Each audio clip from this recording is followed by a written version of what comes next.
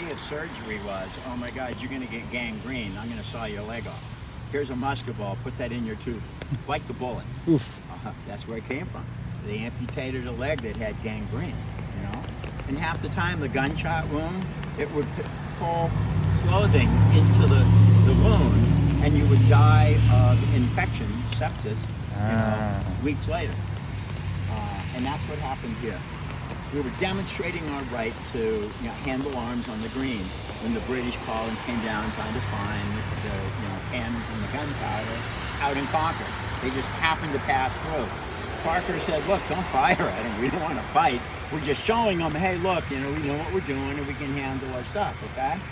Well, Naomi Baldwin, which was the major, he actually outranked Parker, was in Reuben, our next door neighbor. And of course the town shares resources and stuff. So we had 2 scouts on loan from Baldwin, whose mission it was to scout down the road. They had been in the French and Indian War. They knew about Indian fighting. They knew how to scout. They knew how to watch and sneak. These guys were sneaking and looking for the British. But the British knew that they were going to have scouts, so they had a flanking party set up. Major Pitcairn and the light infantry, about 125 of them, had put out flanking parties in traps for scouts. And certainly our scouts walked right into the trap and got captured. Oh, wow. Disarmed, okay. So they're under guard as the column's marching over. Well, Parker's in Buckman Tavern with all the guys, and there's no alarm. The scouts aren't coming back. They're probably having, ales at Monroe Tavern or something. All right, so go home, guys. Right. Sorry, false alarm. It's the 3rd false alarm this month. We were false alarm 2 weeks before and a week before that. But the weather was too rainy and too cold. The Brits didn't want to have a fight. We just don't have sons of liberty. We got daughters of liberty. We got the barmaids, okay? They are, serving food and wine and ale to the British. And I'm like, geez, you're all dressed up. Where are you going? What's going on, Oh, secret mission? I won't tell anyone, I promise. Of course, she goes in the back road. Okay, I just found out from this guy they're planning a secret trip. Okay, we'll get our long riders out. So there were about 75 alarm riders that night. Probably there was one of 75. William Dawes was his file mate or his buddy. So 1 if by land, 2 if by sea, and on the opposite shore I'll be to spread to every village and farm, the midnight ride and fire. So Dawes goes off through the neck to Dorchester, okay, riding on horse, but there's British patrols, so he has to avoid the patrol because they'll catch him and detain him. Revere gets rowed across the channel in a boat, muffled oars underneath the big man of war, okay, and he lands on the Medford shore on the north side. And they figure if one of them gets caught, the other one might get through. Right. They have to warn the countryside because Hancock and Adams had to leave Boston. There's a warrant out for their arrest. Gage knows they're Sons of Liberty, okay? So, and they got their eyes on Warren, Dr. Joseph Warren. They suspect him, but there's no proof. So he's still practicing in Boston. He tells George Washington, something, we need to inoculate your army. You got all these guys together. What's going to happen is they're going to bring smallpox in, and you're going to wipe out probably 3/4 of your guys. So the church is like, this is devil. This is sac. You can't take fluid from this body, spin it down, and then inject the serum into his body. This is like, oh my God, the church is like, no, devil worship, stop. It's against what the Pope wants. So the church is furious with Warren, okay? And Washington's like, makes sense, I need an army. I can't have smallpox wipe out my guys. So he authorizes Warren to inoculate all the soldiers, against the church's, will. So there's a huge friction now between science, medicine, and the church, okay? So Pitcairn catches our scouts. There's no alarm. Parker dismisses the men. Now, I portray Amos Locke. I'm a farmer. I live on the Locke farm about a quarter mile this way. I got my cousin with me named Ebenezer. Parker dismisses us, so we start heading home. Anyone who lived within a mile was told to go home. Go home and have breakfast. Anyone who lives more than a mile away, go into Buckman Tavern and we'll have, bacon and eggs. We'll have breakfast and some breakfast ale. And then you guys, will be dismissed. And we'll think about how we're going to manage this next week when the British finally do come. Well, they're sitting in the tavern. All of a sudden, 700 British soldiers. I mean, bright red vests, beautiful polished sign, muskets, bayonets, fifes and drums. I mean, they're not sneaking now. I mean, when you look at a soldier nowadays, what do we look like? We're camouflaged. And army of one. Every soldier is an entity unto himself. He's got survival skills. He's got, medical training. He's got ordnance training. He's got fire. I mean, every single person can function individually. Now we put them together in groups of 12. Yeah. And we have a lieutenant. We got a couple of sergeants, a couple of corporals, and a bunch of enlisted men. And they got a radio guy in touch with headquarters. Well, there's no radio at this time, and so when Parker hears fife and the drum, oh my God, they ring the belfry bell, okay? Oh my God, they're here. They fire the muskets. Of course, the British, fifes and drums, blare and stuff, hear the bell, hear the muskets. Oh my God, the town's alarming against us. What's going on? So Smith, the colonel in charge of all these guys, 700 regulars, sends a scout back to Boston, and he tells Percy and Gage, we got a problem here. We were trying to sneak on our secret mission, and the town knows we're coming. Oh my God, the alarm bells are going off, the muskets are firing, and we see a bunch of guys on the green. To them, it looks like we're getting ready to fight, okay? We need reinforcements. They're on the way to Concord. It's another 13 miles. And then they got to come all the way back. Oof. That's a 20-mile one way, And now they're like, uh-oh. Well, that's the smartest thing Smith could have done, because it actually saved his life and the life of all of his men. Because by the afternoon, there was over 4,000 colonists swarming around the British home. And by the time they made it back here, they were out of ammunition. Oh my God. The colonists were going up point blank and just like shooting fish in the bell. They finally dropped the gun and they ran. Tell them out. The greatest army in the world totally broke and just out of control. In the morning, they're smart and all in step, pipes and drums laughing. They see the Minuteman here. And I hear, my cousin and I hear the alarm bell, and we realize, geez, we got to go back. The Brits must be here, or we're being called back. Fine. We come back. We're on the other side of the stone wall, and there's 700 British soldiers in front of us. So like, oh my God, what do we do now? Well, Isaiah Porter, and Thompson have been captured, and they're under guard by the British. So we wave. I mean, these are our friends. We're like, come on, just push your guard down, make a break. You can do it. So Isaiah Porter pushes his guard down. Thompson knocks the other guy out, and they make a mad dash for the wall. Well, that's an escaping prisoner. And in the manual of arms, if you have a prisoner and he tries to escape, you have the right to shoot him. So the British shoot him. And bam, right through the body, Isaiah Porter falls down dead in front of our wall. We're standing on the other side, we're like, oh, that, you shot him in the back. I understand he was running away. I guess you have the right to shoot him. But Ebenezer goes, those sons of bitches, no. So he fires his musket back at the British guy who just killed him afterwards. His gun misfires, a flash in the pan. The flint hits this prison sparks, the charge goes off in the pan, but the gun is damp. It doesn't go through the touch hole, and his musket doesn't go off. But the two officers on horses who just heard their guy shoot the escaping prisoner see the flash in the pan. It's 4 a.m. in the morning, it's pitch black, okay? A flash in the pan is hugely visible. So the two officers pull their pistols and they shoot at Ebenezer, who just fired. Those two pistols going off, the front line of the British hear their officers firing. That's a sign, return fire. So they open up fire, and they kill 8 of our guys instantly, mortally wounded 10 others, who would later die of infection. Basically, they get shot through the powder horn. The shards of the powder horn go into the body. The bullet passes out the back, but the gunshot wound is all contaminated now, and get infected and get gangrene and die. So the officers are furious. They're like, no, we didn't want you guys to shoot these guys. These are our colonists. We want to establish trade with them. We want our guns back. We want our cannons back. We don't want to fight. Right. Now there's 18 bodies laying on the green, smoke all over, screaming, crying, dying. The town people are watching from the windows.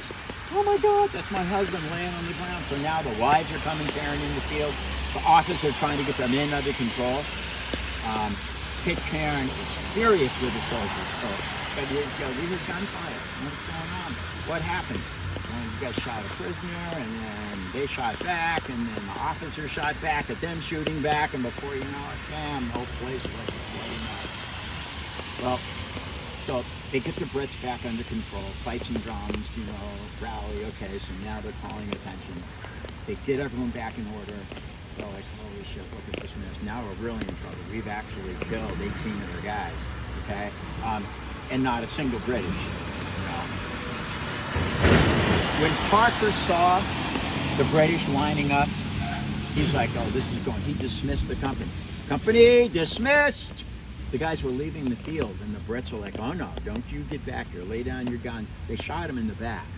All the Lexington guys were shot in the back. Retreating. They're leaving the field.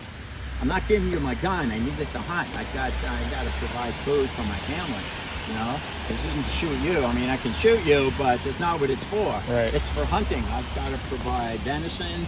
I want, goose and duck. I want to shoot rabbits and squirrels. This is how I go shopping, I go hunting. So anyway, we get a problem. The Brits are on their way to Concord. This place is all shot up. So they take the 8 bodies, the dead guys, put them in 2 wagons, okay, and bring them to Joe Berry.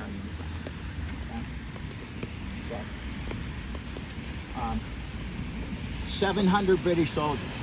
There was 67, about 70 Minutemen on the field. Okay? They were outnumbered 10 to 1. Whew. There was no way Parker was going to have a fight with the British. What are you thinking? Outnumbered 10 to 1? It's no. We're dismissing. This is going to go bad. Of course, Hancock and Adams are in the Buckman Tavern, and when the alarm bell goes off, they're like, holy shit, they find us here, they'll hang us. So they run out the back door, and they run up the street to Reverend Clark's house, the Clark Hancock house now. And they're hiding from the British about a quarter mile up the road on the far side. Notice all these houses, huge central chimneys, okay? I mean, that's how we heated our houses in those old days, You heat it with wood. Now, you can see some of the gravestones back there, and that's kind of where we're headed, but the entrance to the old burying ground. This isn't a cemetery, it's just for, burying our dead. So we've got 8 dead patriots. There's no telephones. I can't call the people in Concord and say, hey, look, something, the Brits just massacred the Lexington Minutemen, okay? We don't know that yet. The Brits are marching off fife and drum. They're on their way to Concord. We're trying to pick up our dead. Ye old burial ground, 1690. When the first house in Lexington was 1642. That's 50 years before we had a central place to bury our dead. So if Grandma died, you buried her on the farm.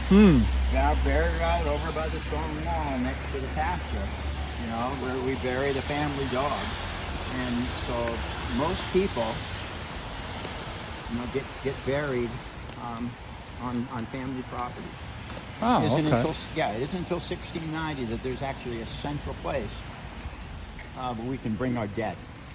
And the problem is, if a family dies from smallpox or from some unknown disease, people are afraid to go near them. They want to burn the house, they want to burn the mattress, they want to burn all that stuff because they don't understand about germs and stuff. They're like, how can this be? How can this happen?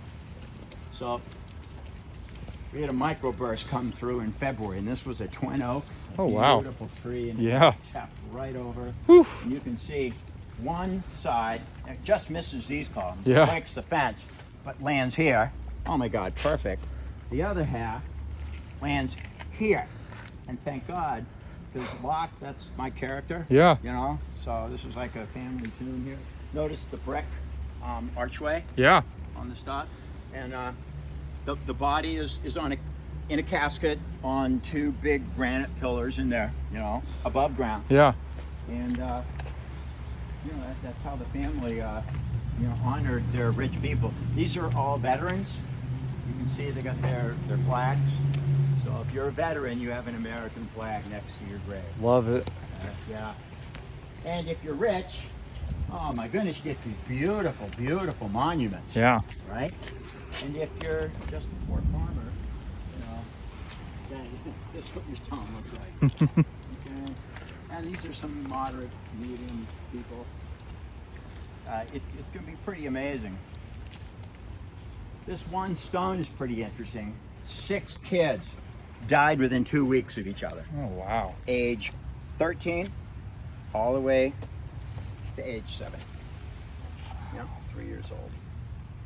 Okay? 1778. 1778. It wasn't smallpox. They don't know what this was. Smallpox leaves marks on the skin. Okay. You know when someone has smallpox.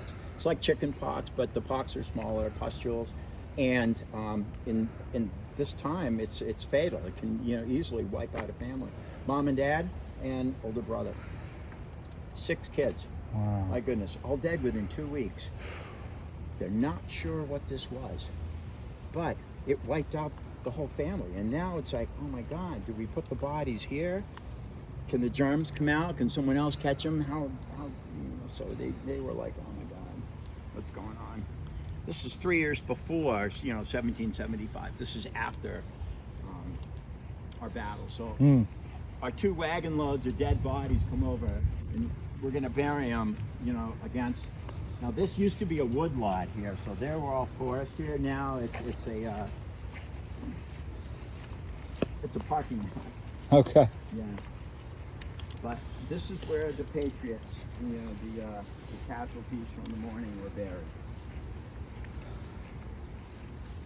And this is our marker to commemorate that. Okay. This is near this spot, okay, the 8 Minutemen killed on April 19th were first buried. About 100 years later, their bodies were removed, the bodies were exhumed, and they were in that monument that we saw out on the green. Okay. They're buried now, like 100 years later. We weren't sure, what was going to happen. We were still a colony of Great Britain, and here, they fired on us, killed us, and now we're furious. Now it's like, okay, well, that was first blood. Now we can fight back, and we do. Hell yeah. They get out to Concord, and that's where the first armed conflict began. So it's the Battle of Lexington that was fought at Concord by the men of Acton. Isaac Davis, a veteran of the French and Indian War, had 37 veterans of the French and Indian War in his unit. They were guerrilla fighters. They knew how to Indian fight, okay? They said, I haven't a man that's afraid to go. And so Concord, do you want to go? Concord's like, no. What's going to happen to the guy that goes first? He's going to get killed in the first volley. Yeah. Okay, so Lincoln was there. Lincoln goes, no, I don't want to go. And so Buttrick goes, another major out there, he said, don't we have any? They're burning the town. The Brits were already in town, smashing open the flour barrels, dumping them into the river, dumping all the lead that they found into the river, looking for wagons, smashing them up, burning them, trying to get rid of any material that could be used by an army. That's the mission. They're looking for gunpowder, can't find it. They're looking for the cannons, can't find them. They're hidden up on the Buttrick farm up there, but the Brits can't find them. So when the guys at the bridge see the smoke in the town, they think they're burning this. I mean, the Brits were burning buildings anyway, but not really until they started to retreat. They shot up our guys. That was a huge mistake. They haven't burned any village yet. Right. They get out to Concord. Now they're burning supplies that they think are, going to be used by, or possibly used by, the colonists to assemble an army and to fight them. So they think if we can take their gunpowder, get rid of their wagons, take care of their beans and their flour, get rid of their gunpowder and bullets if we can, their lead. Little did they know. Yeah. Well, so the smoke, kind of was the tipping thing. They're like, all right, they're going to burn. You're going to let them burn our village. Now, there's only rumors at this point that there'd been bloodshed in Lexington. The Lexingtons get on their horse and they're riding. There's no phone. There's no news. Oh my God, CNN. You wouldn't believe what just happened. There's none of that going on. The alarm riders are coming out and they're like, oh my God, there's been bloodshed in Lexington, And the thing is, 18 dead that they assume, I don't know, the count, maybe 20, there was bodies all over the green. So now they know, and the British are burning our town. Okay, so we're gonna go and we're gonna, forcibly remove the British from the town. Well, the Minutemen, the active men, would come down the hill. Pitcairn orders the first round to be fired into the river. So his front rank fires a volley into the water to let the Minutemen know we're firing hot lead. We're not fooling around. These aren't blanks. We're loaded and we're going to shoot. They still keep coming, fife and drum going. So Pitcairn says, all right, fire, a warning shot over their heads. Well, the thing is, a musket isn't real accurate when it's got a ball in it. Right. And the Brown Bess, the British musket, is a 75 caliber. It shoots a 1 ounce lead ball about the size of your thumb. Okay.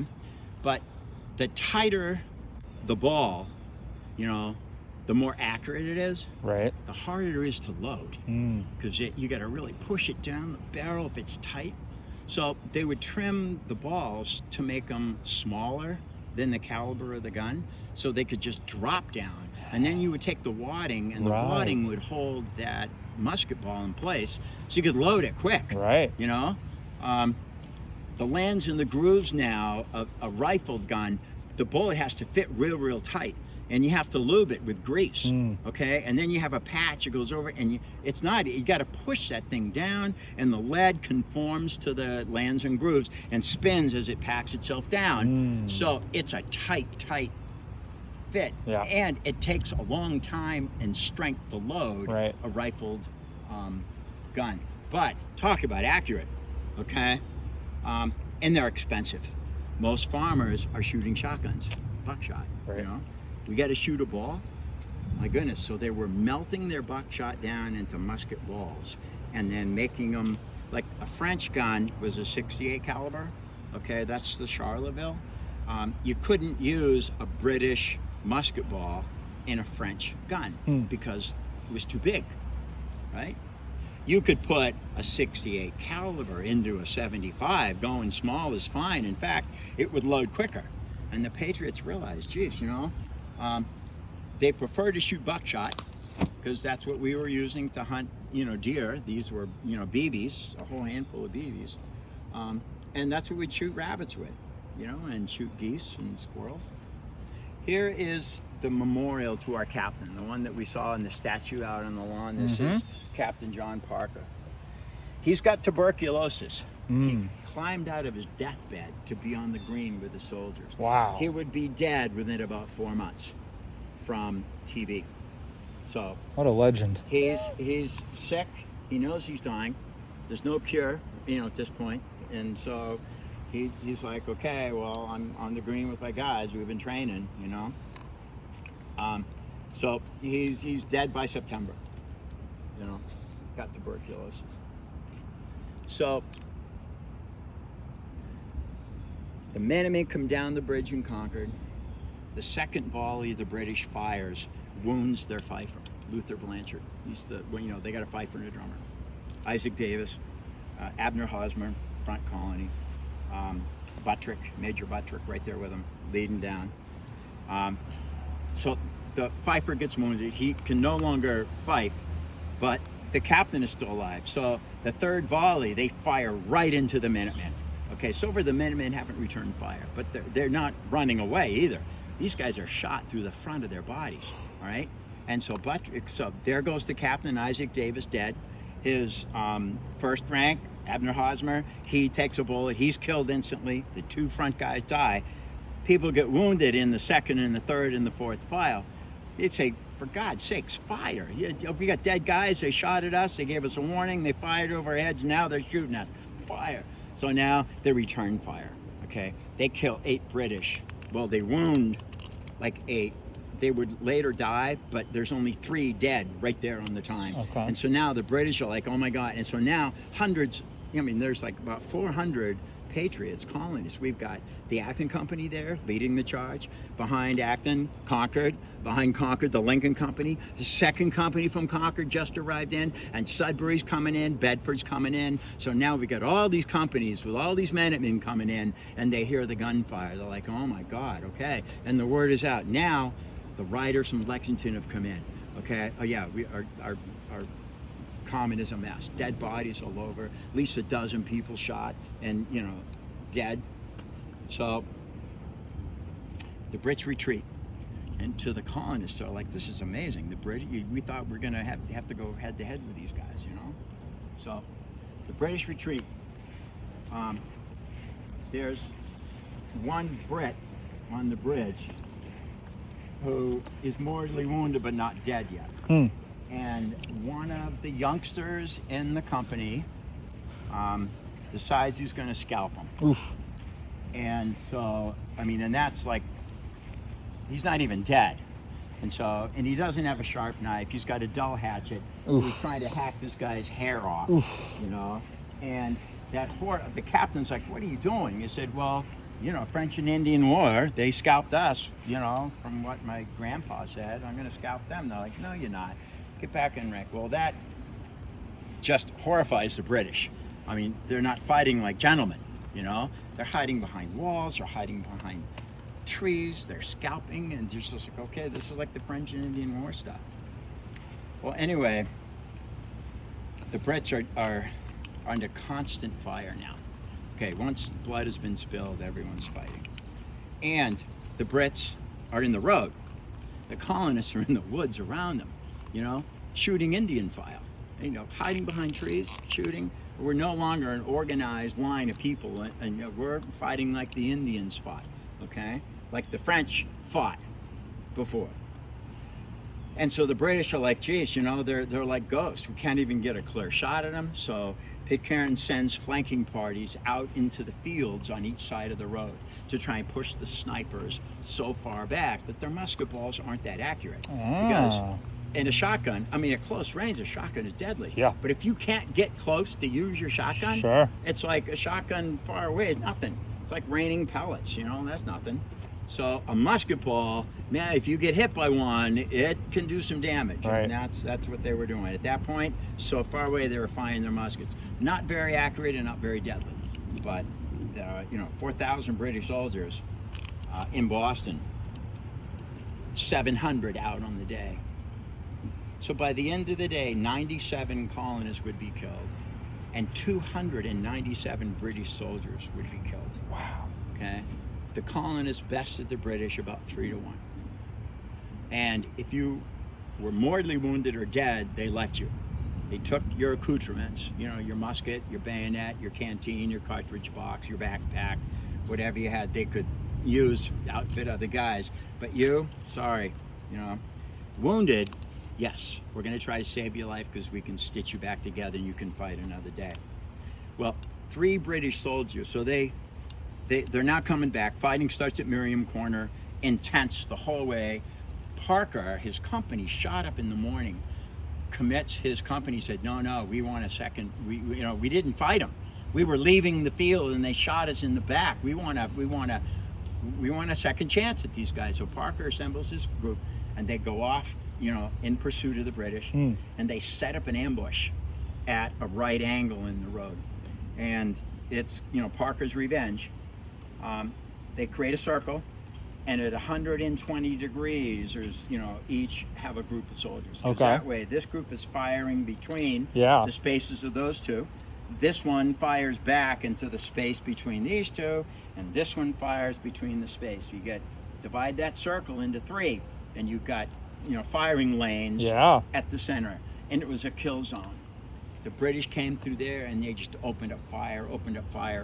Flankers tried to come out, they got shot down, and the British got massacred out there at the bloody angle. The road takes a bend, the ambush was there. But by that time, Bedford Company had arrived. We had companies from Danvers coming down. Salem, New Hampshire had got the alarm. They were sending guys down. They wouldn't make it time for the fight, but they would be able to help contain the British in Boston once they got back there. So they're running out of ammunition. The guys are getting shot. People are dropping dead. About 300 killed. There was about 900 wounded, by the end of the day. And believe it or not, the most intense fighting didn't happen at Concord, didn't happen at Lexington. It happened in Arlington. Okay? By that time, the relief column had come in. The Brits at this point were out of ammunition. They dropped their guns and they were running to get away from these guys because the militia, like a huge swarm, was just swarming down the road after them. And close enough, they had no more ammunition. They were out of bullets. They were just coming up close and just shooting them. So they were getting annihilated as they came here. Their formation broke at the bluff, and it was pell-mell run. They were running for their lives, and they ran into their relief column. Oh, thank God. Okay? Colonel Percy, he had 2 artillery pieces, 2 cannons. He had about 2,000 men, okay? He had water, he had food, and so he had surgeons, medical wagons. So, this tattered, shot up, secret expedition was rescued by the army, basically, And if if Smith hadn't sent back for reinforcements, and if Percy hadn't come to rescue these guys, they would have never made it back to Boston.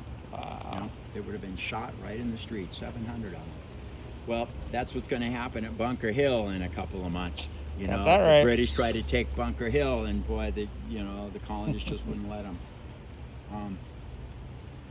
So the Brits come in. They leave. They're dead. He thinks these guys are going to die on the common. They keep going. So 3 British soldiers were taken into Buckman Tavern, and the surgeon does surgery on them and tries to save their lives. Of the 3 soldiers, he was able to save 2 of them. Okay? They became prisoners, but they lived and were later dismissed back to England. The other soldier died. We have no idea his name, how old he was. All we know, he's in the 4th Regiment of Foot, a kid, probably 18, maybe 19 years old. And if you go to Battle Road, you'll see markers like this all on the side of the dirt road. Near here is buried a British soldier, or are buried British soldiers. If you go to the bloody angle, there's a plaque there. Yeah. They're in unmarked graves, a bunch of dead British soldiers. If you go to the Concord Bridge, there's a monument out there. Here are buried British soldiers. Wow. And they're an occupying force here. They're in Boston, and a third of the population is like, what are you guys doing? The Brits, they stay in my house, they pay me, they're room and board, they're renting, they're polite, they're neat, they're clean, you could be worried about the king, not about these soldiers. These are kids, A third of them, the Sons of Liberty, like, oh no, we're gonna tar and feather them, and I'm gonna throw a rock through your window. You get a British soldier staying in your house and he's paying you, you're a traitor. So they throw rocks through your window. And you're like, oh my God, so these guys are out of control. So now you're gonna report to the mayor, to the general in charge, General Gage, look, I think so-and-so is a son of a liberty because he's throwing rocks at my window. Keep your eyes on him. So now the neighbors don't trust one another. It's like, okay, are you part of the underground? The underground said, look, don't let too many people know who's in the underground, because if you get caught and the Nazis torture you and you finally give names, then those names are compromised. They're going to get tortured. They're going to give names. And the Nazis are trying to find out, look, where does his network go? Let me get these guys and hang them. You know, the same thing the Brits were doing. The Sons of Liberty were like our underground. The Brits wanted to hang them, you know? And so, you know, you don't trust your neighbor. The Brits are paying the innkeeper in gold. The innkeeper's like, this is way better. I can go to Boston and buy, you know, more whiskey and more rum and stuff. I can buy beef, I can buy beans, because the Brits are paying me money. The Patriots come in and they put it on my tab, and you're like, I can't go to Boston and buy more supplies with your credit. Right. You know, so it's, if you're a shopkeeper, you welcome the British. You know, the British are keeping law and order here. You know, they're paying in gold, where the Patriots are just. Now, this, you know, so the British soldier, in their hat, there's a 5-shilling note. And the idea is that if you get killed, okay, I'm supposed to take that 5-shilling note and, you know, handle your body, give it a Christian burial, or manage to get your body back. And I'm supposed to take the note to your wife. So that's, you know, what the thing. If I get killed, I got a note and a 5-shilling, or, you know, a Liberty dollar in my hat. And one of the soldiers who got shot and later died at Hartwell had a gold coin sewn into the liner of his coat. And so he's dying. He knows he's going to die. He tells the innkeeper, you know, there's a gold coin sewn in my coat. You can feel it. You know, take that and use that to pay for my funeral. So these guys were, you know, pretty respectful. So That's amazing. stop and look as you walk by. As you are now, so once was I. As I am now, so you shall be. So prepare for death and follow me. Oh my God, how do you prepare for death? Do you see Harry Potter? Mm-hmm. Yeah? The Deathly Hallows? Yeah. Got an Elder Wand? It's going to get you in trouble. Resurrection Stone? Going to get you in trouble. Invisibility Cloak? When your time has come, you welcome death as an old friend. Okay? I'm ready to go. I'm tired and I'm worn out, you know? So, we're all going to die, right? Preach. It's part of being mortal, part of being alive. It defines our mortality. So prepare for death and follow me. My goodness. So I'm going to play a hymnal Okay. at this point in honor of our fallen. And of course, tips are graciously appreciated. Absolutely, man. Okay. This is a British hymn called Chester.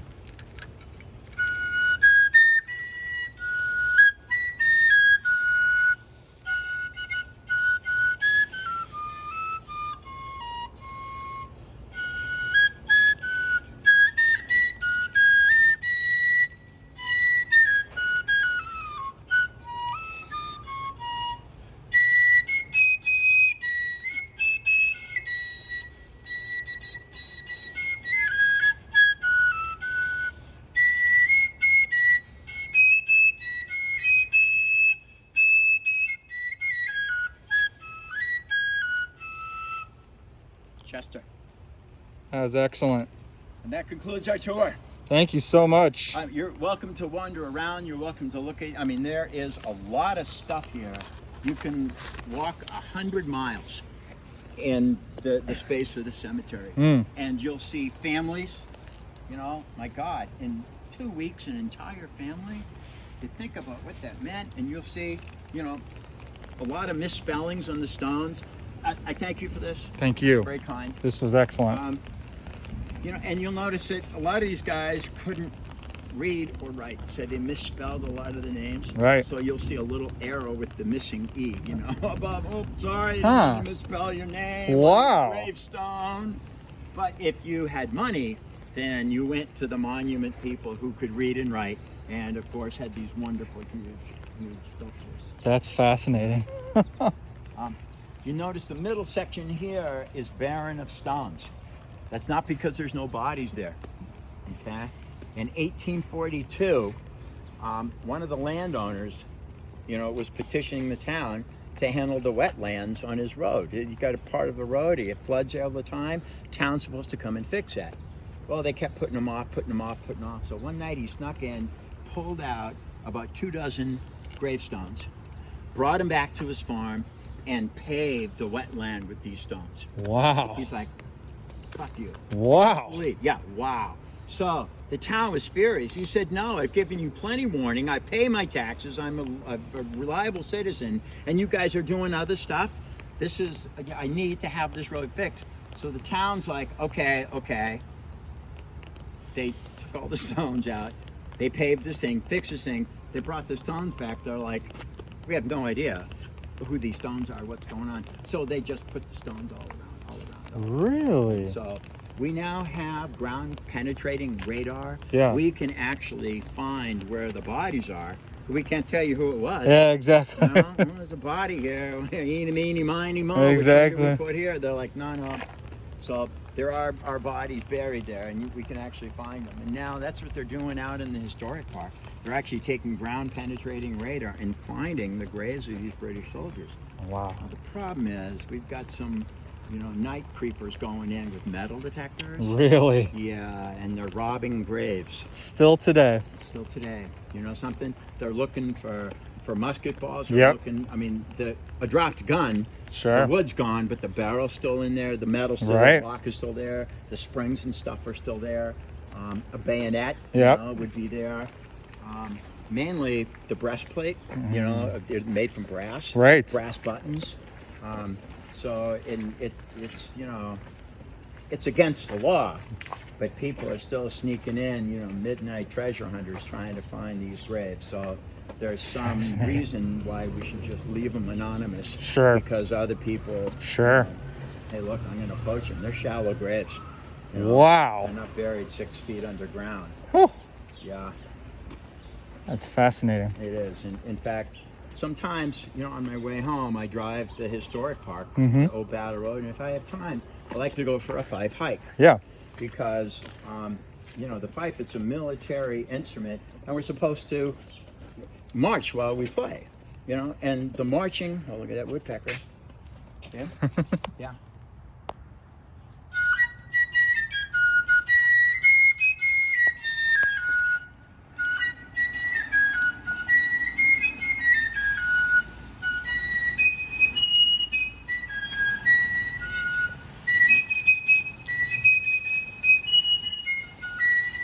Doesn't that just stir you and just make you want to march right along? Absolutely. Oh, yeah, come on, let's go fight those British bastards. Amen. Okay, well, you know what happens to the guys that go first? Yeah. Yeah, I'm afraid. Patriot heroes. That's it. But Never forgotten. We took our Boy Scouts down to West Point, Yeah. okay? The Camp Reed they have there. And the cadet saw the Isaac Davis patch on one of the Scouts' uniforms. He said, I will trade you my brass lapel pins for that Isaac Davis patch. The Scout said, you gotta be kidding me. Took out his pocket knife, couldn't cut that patch off fast enough. The cadet took his pins off and pinned them onto the Scout uniform. He said, you can wear those, that's U.S. Army brass, and it's okay to wear in a Boy Scout uniform. Yeah. He said, Isaac Davis is the first name on our list. We study U.S. history.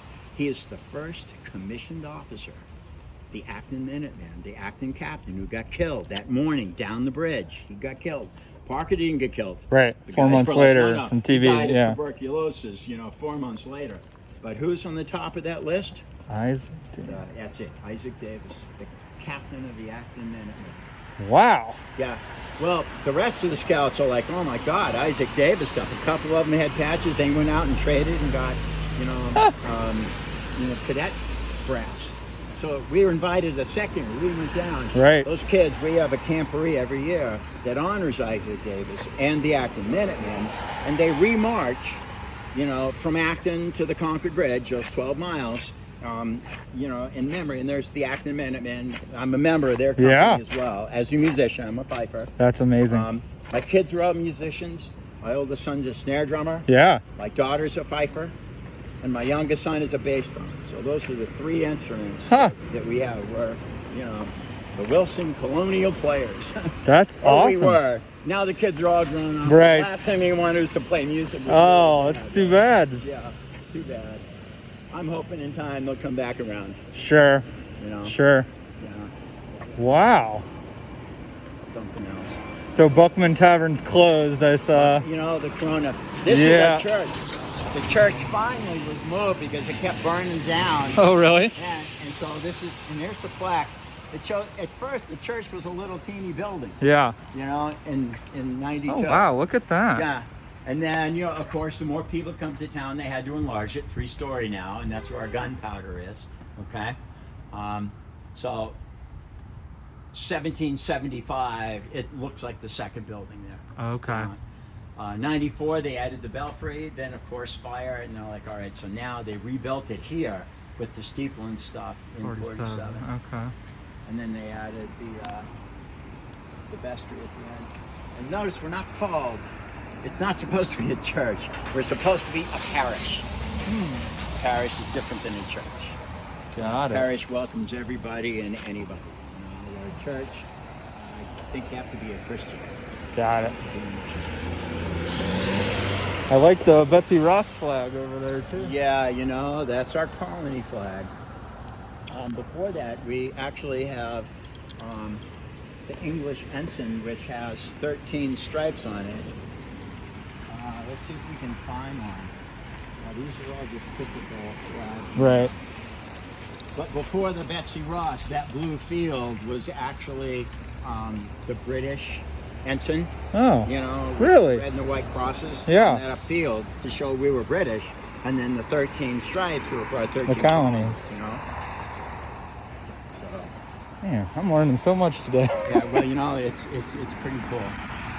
So our 8 patriots were dug up, okay, and reburied, and with this nice monument, okay, in 1875. So what happens 100 years later? Like when this battle happened, we had no idea the repercussions or the ramifications from the battle. Right. Okay. And so, you know, we have our veterans buried under the monument. You know, and this is quite a stirring poem. You actually go up, get a picture of that and read that because it's very patriotic, very.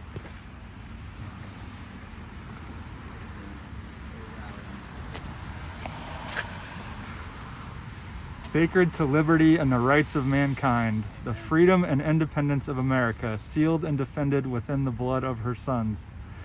This monument is erected by the inhabitants of Lexington under the patronage at the expense of the Commonwealth of Massachusetts to the memory of their fellow citizens, Ensign Robert Monroe, Mr. Jonas Parker, Samuel Hadley, Jonathan Harrington Jr., Yeah. Isaac Muzzy, Caleb Harrington, and John Brown of Lexington, and Ashel Aziel Porter of Woburn, he was the scout that was shot escaping. who fell on this field, the first victims to the sword of British tyranny and oppression, on the morning of the ever-memorable 19th of April, year of our Lord, 1775.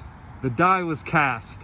The blood of these martyrs, and the cause of God and their country, was the cement of the union of these states, then colonies, and gave the spring to the spirit, firmness, and resolution of their fellow citizens.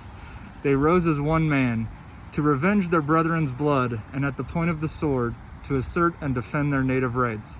They nobly dared to be free. The contest was long, bloody and affecting. Righteous heaven approved the solemn appeal. Victory crowned their arms, and the peace, liberty, and independence of the United States of America was their glorious reward. Built in the year 1799. Nice.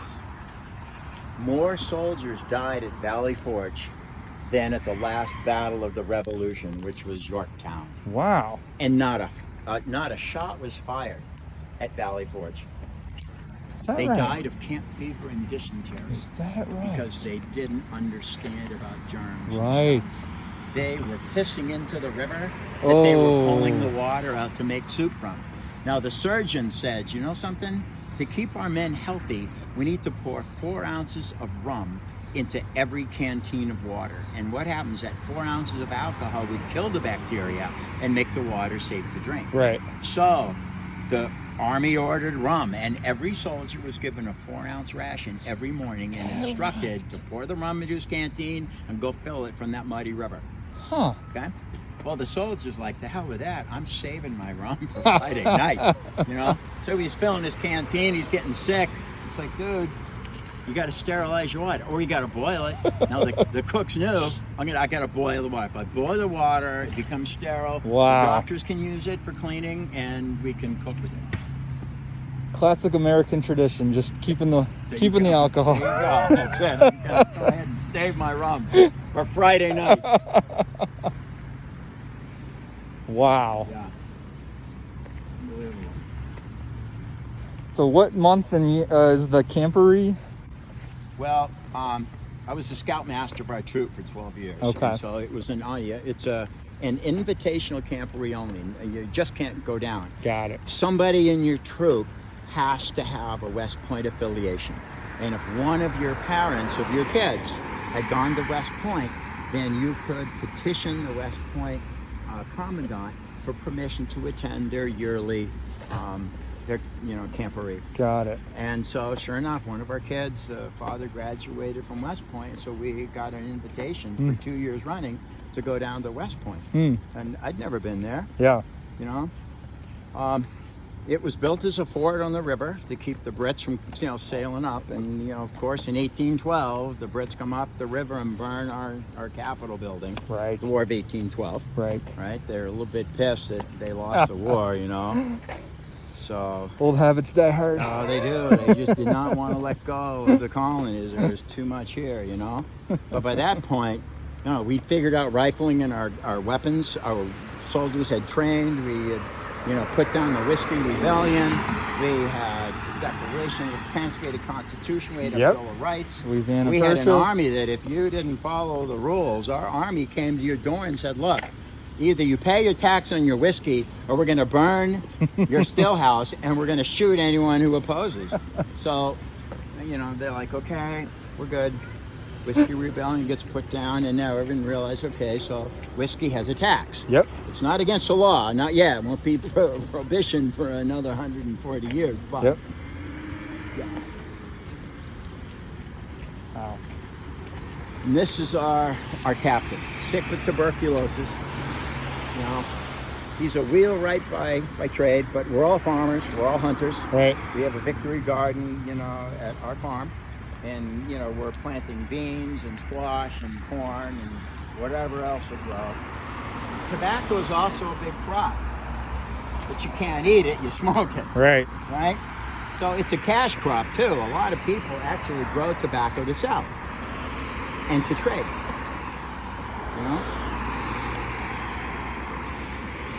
Yeah, there we are. Musket in hand. The gun he has is a British flintlock. It's the brown desk. You can see the lock. It's called the flint lock because that parrot part there, that's a clamp that holds a piece of stone, a piece of flint in it. The little angle piece up, that's the frizzen. Yep. It's closed right now, and there's a little charge of gunpowder underneath it. Ah, when he pulls the trigger, the hammer goes forward, and the little piece of flint strikes the frizzen. It pops open, and the spark that's created falls into the pan that it's covering. It ignites a little teeny charge, gunpowder, which then burns through the touch hole, and then through the breech, and then ignites the main charge, and then boom, expanding gas propels, the musket ball on through. Wow. Now you can see the ramrod sticking out from underneath. Looks Right. like that big nail Right. there. That's as long as the gun is. Right. You pull that out all the way, and the flat end then it's flipped over, and it pushes the musket ball, the wadding, and any gunpowder that's still stuck in the barrel down, and you pack it in tight against the breech of the gun. Then you got to return the rammer. You got to take the rammer out, turn it back around, stick it back in. Then you come to present. You get ready, and you show your captain. You got your gun loaded. When you're ready, you hold it up. And your captain waits until everyone has their gun up. Some guys are quick at it, load real fast. Other guys fumble, they drop their musket ball, they're gonna pick it up, It's oversized, it takes hard time, but everyone's gotta come to present. Everyone's look ready, the call will be to make ready. You take your leather cover off of the frizzen and full cock the musket. Half cock is safety, full cock, we're ready. Then the call is to present. gun goes down, take aim, know where you're shooting, and then fire. Bam. Okay? Smoke, I mean, you know, this is gunpowder. Huge smoke from every musket. A volley goes off, and there's a wall of smoke. You can't see, I mean, the British are wearing bright red uniforms, and they're standing at the far end of the field, right? But the problem is the musket ball is bouncing down the inside of the barrel. So when it leaves, it's on an odd trajectory. You have no idea where it's going. Half the time it ends in the dirt in front of the line of guys. Half the time it whizzes over their heads. Sometimes the guy at the end falls over. Right. You're lucky if you shoot and somebody gets wounded. Wow. Now, I don't want to kill you, but I really have no, it's just sheer dumb luck. Yeah, I'm gonna hit exactly. anything, you know? It's a crapshoot. Yeah. So, a shotgun, and that's why, you know, Colonel Glover, he helped Washington's army escape from Long Island. These guys are sailors. They shoot blunderbuss. I mean, they're used to, you know, ship-to-ship battles. Yeah. You know, happen within like 25 feet. Right. They're throwing grappling hooks on the other ship, dragging them in, locking them side to side, and the men jump over with swords and pistols and try to take over. So, and they shoot a shotgun. They're called a blunderbuss. I mean, you know, short range. It's brutal, and you can fire anything. You can pick up gravel. You can go to the blacksmith and sweep the blacksmith's floor and get shrapnel. Wow. Put that down with blunderbuss. Whoa. Boom. And that's what Glover did. Glover had his sailors, you know, hide behind the stone wall and don't fire until you can see the whites of their eyes. And they fired around shotguns, basically the scrapings of the blacksmith floor, and they annihilated that British company, you know, their crack unit. You know, marching, oh, fine. They said, don't fire, wait until they were right up front. Fire. They came up, bam, and then second wave came up, bam, wiped them out. 2 volleys, they were reloading, and the British were, you know, basically the first 2 flank were totally wiped out. You know, they tried to reassemble, march again. Glover gave them another round, and pretty soon, that one battle of, you know, Hell's Point, that allowed enough time to get Washington off of Long Island. Otherwise, the war would have never happened. Everyone thinks I'm Paul Revere. No. It's good to meet you. Hey, thank you so much.